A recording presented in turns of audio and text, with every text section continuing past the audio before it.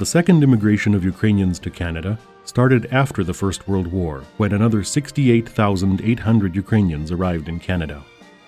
A huge national consciousness had grown in Ukraine. Most emigrants were at least partially educated. They were both political and economic refugees. One of these emigrants was Vasyl Avramenko. Avramenko studied ballet in Kyiv as a young man and had studied in the famous Mykola Lysenko theatrical school. He had been deeply inspired by the lectures of Professor Verkhovenich, the greatest dance scholar and ethnographer of the time. Avramenko was working through the war as an actor in a theater company. In 1921, the theater company was disbanded and the actors were placed in detention camps. Avramenko, however, was not one to sit still and act like a prisoner. His first students were the soldiers in the detention camp in Kalish. They would perform at suitable occasions. However, Avramenko's pro-Ukrainian stance was causing too much trouble, and he was given leave. Avramenko arrived in Halifax in December of 1925. Within 3 months of his arrival, his Canadian students were already on stage. In 1926, his Ukrainian ballet with 80 dancers performed for 12 days at the Toronto World's Fair before 250,000 people.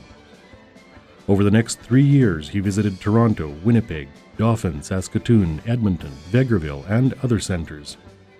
On November 27, 1927, his touring group performed in Leduc, Alberta.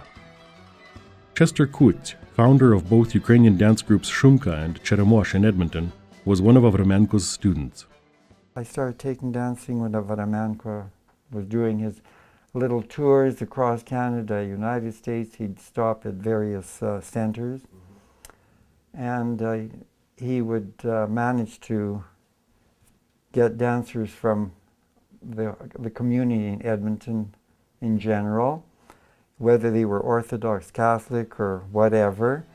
They all seemed to come together for dancing when he came. He often traveled with his touring group. He set up schools everywhere he went, teaching for a little while, then leaving his best students as instructors. Avramenko started his programs with a long patriotic speech dealing with the plight of the Ukrainian nation, the need for all Ukrainians to unite, and how dance should inspire everyone in this great new land. He well realized its potential as an educational tool for the younger Ukrainian Canadians. Avramenko was spellbound by the grandeur, originality, and dynamics of this facet of his nationality. Ukraine reflected in its dance not only a developed artistic sense, but also its age-old history. He regularly emphasized the genius of the nation in the creation of dances, and wanted most people to copy his works. On the other hand, he was also very eager for personal credit.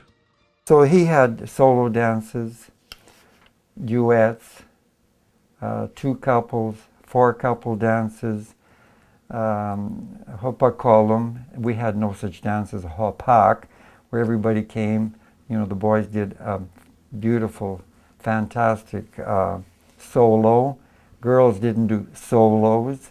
You all did that one dance, and that was your hopakolum. Other of Avramenko's choreographic works were balletic tableaus, such as The Refugees' Reply to Stalin, Crimean Salt Traders, Easter in Ukraine, and others.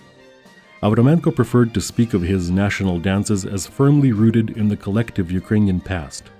Just as the Ukrainian nation is timeless, so should be its dances. Avramenko's own choreographic repertoire was solidified in the 1920s. Dances such as Kolomeyka in 2 pairs were based on real village material. Other dances such as Katerina and Chumak were based on earlier choreographies from the generation of theater artists before him. Still others seem to have been original compositions that he created himself. And so we had 2 regions, the Hutsulsky and Poltavsky. And so we knew only of 2 regional dances at that time.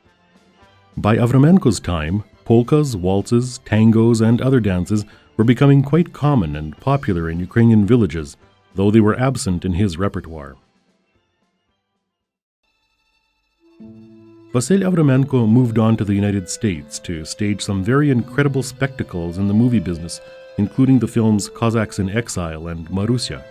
but returned to Canada many times to give workshops. For a long time, most dance groups used his basic step vocabulary and his interpretation of the two major styles, Gutsulshchina and Poltava. Our teaching techniques, school structure, our sense of purpose, and our organizational structure still basically follow his example. The dance is a language, a powerful language by which we communicate from the soul. The Ukrainian dance is a threat to our neighbors who wish to rule over our nation.